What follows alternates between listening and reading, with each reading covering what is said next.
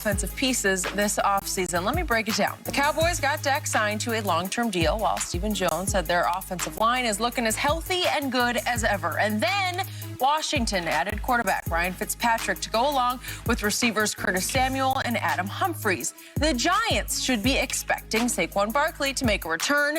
They signed receiver Kenny Galladay and drafted speedster Kadarius Toney out of Florida that we went into yesterday. And the Eagles bolstered their pass-catching group by drafting Heisman winner Devontae Smith. So there is a lot there. Shannon, how do you rank the NFC East offenses right now? I go Cowboys 1, Giants 2, Washington 3, Eagles 4. The only reason I put the Cowboys at 1 is because I do believe they have the better quarterback. But if I just look at the skill positions, I would take the Giants. I would take Kenny Galladay, Evan Ingram, Kadarius Toney, Sterling Shepard, Kyle Rudolph they signed, and they get Saquon back. So I think their skill. By the way, John Ross is in there too. I don't think he can, but he can fly. Oh, he can fly. He can still run. Now he can't do that. What do you run? 4.22? 4.22. So fast. Got the fastest time recorded at combine. So Skip, that's the reason I put Dallas in front, because of Dak. I do believe Dak is better than Daniel Jones and Fitzmagic. I love what Washington team did. Signed Curtis Samuel and free agency, paired it with McLaurin. I love Logan Thomas. They got a nice running game, Skip. They drafted the big guy out of North Carolina. The question is De'Ami Brown. Yeah. The question is, Skip, can Ryan Fitzpatrick, can he be Fitzmagic his first? Because what normally happens to him is that when you don't expect anything, we saw it and we came off the bench, Skip. Tua was struggling against the Raiders.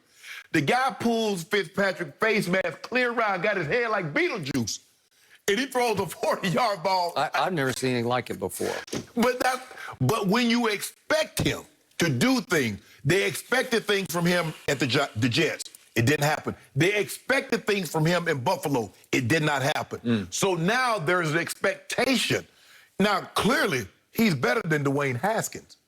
But the expectations are a lot more ramped up than they were for Dwayne Haskins. So for that, because of Dak, I do believe Dak is the best quarterback in that division. I went Cowboys, Giants, Washington, Eagles. So when I look down the Giants' skill position players and all their additions, it is scary time for me. When I look at Washington skill players, it is scary time for me. We just got a basketball team at corner, so we got a basketball team. We might win the G League. Yeah, okay, yeah, right? Exactly.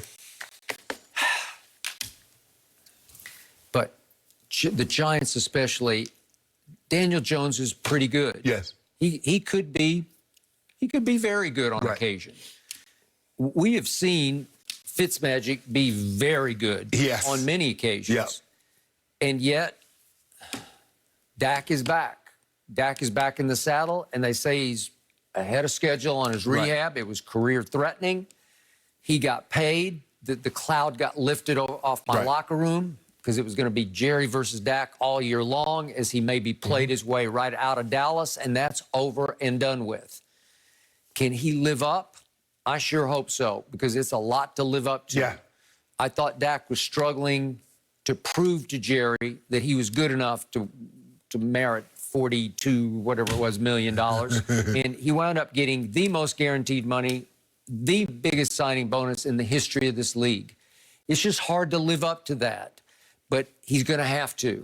Because I do think my defense is going to be better, because it has to be better. Those kids, you can throw all those kids out there, long and tall. You can throw them all out there. They have to be better than the junk that was out there last year. I'm thinking 8-8-1. Right? 8-8-1. I'm thinking how many cases we already have. I'm thinking I'm going to win this division, mostly because of Dak Prescott. I get Blake Jarwin back, and he is a bona fide proven weapon. Dak loves him. And the three receivers are bona fide Dak-connected receivers. And CeeDee Lamb will rise and shine in ways he couldn't last year with Andy Dalton and DiNucci and Garrett Gilbert. And it was a cast of thousands at quarterback.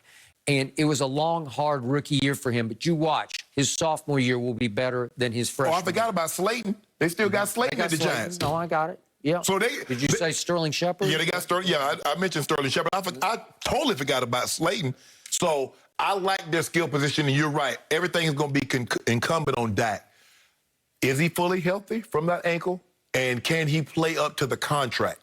Because now, Skip, it's not about, oh, he's a fourth-round draft pick. Nobody cares about him being a fourth-round draft pick. You can use that as a rookie. But once you get that second contract, you throw that out the window. I mean, it's nice when he come up to the draft. You know, Tom Brady was a sixth-round draft pick. You see, guys, it doesn't matter where you get drafted. Shannon Sharp was this, and Antonio Brown was a sixth-round draft pick. That's all fine and good. But once you get that second contract, they throw the drafting out. Okay. Now you're getting paid like as a franchise quarterback. You need to perform the services of a franchise I got it. So as much fear and respect as I have for both the Giants and Washington's skill positions, CeeDee Lamb will rise and shine and become the best receiver in the NFC East this year. He will be the most productive receiver. Devontae Smith is with the Eagles. He'll be great for Jalen. I got it. It will be all about CeeDee Lamb. Kadarius Toney. You think he's it? KT. Okay. For TD. Yep. Okay. Well, you got it. Well, he's a human highlight reel, according to Urban Meyer. Yep. Okay. Y'all got to deal with twice. Okay. And Patrick Graham's defense, Williams. I got it. And McLaurin and Curtis Samuel, I think they both run 4.3, right?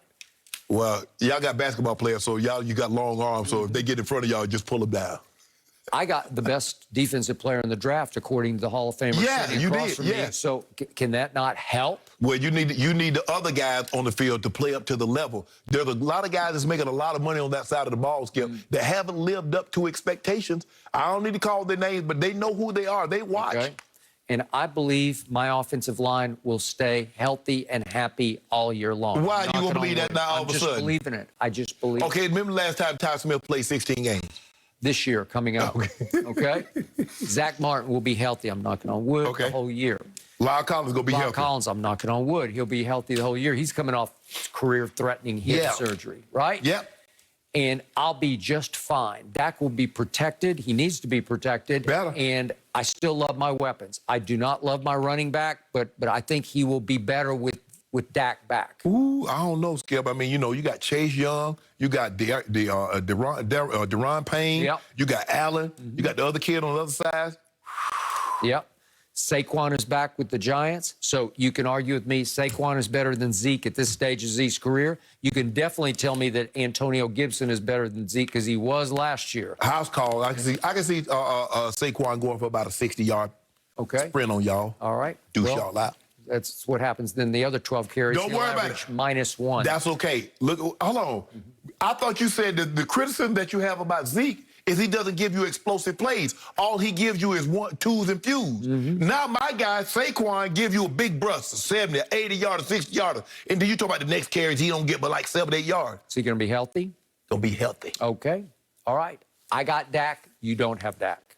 Boils down to that. It's just like Rondo. I got Rondo. You don't have Rondo. I got the team that's gonna win the division. You don't. Okay. Yep. How many cases we have on that? We already got it. We got 5 cases on it. Okay. I'm gonna get it all back. I'm gonna get it all back. You do realize Tom Brady ain't gonna play forever, right? You do realize that, right? I'm seeing about 5 more years of misery for you. I mean, like I told him, you not gonna play forever, bud. Skip Bayless gonna have to pick another team. Then what? He might just fool you again. you know what, Shannon? You said that to Tom, and now you motivated him to just keep playing more and more years. You saying that was actually what he needed to hear to prove us all wrong, and now you wrong, Shannon. So it's actually going to be because of you that we continue to see Tom Brady. All right, we're going to move on, guys, for now. UFC welterweight champ Kamaru Usman joins us coming off his latest victory. I'm really looking forward to having him on the show.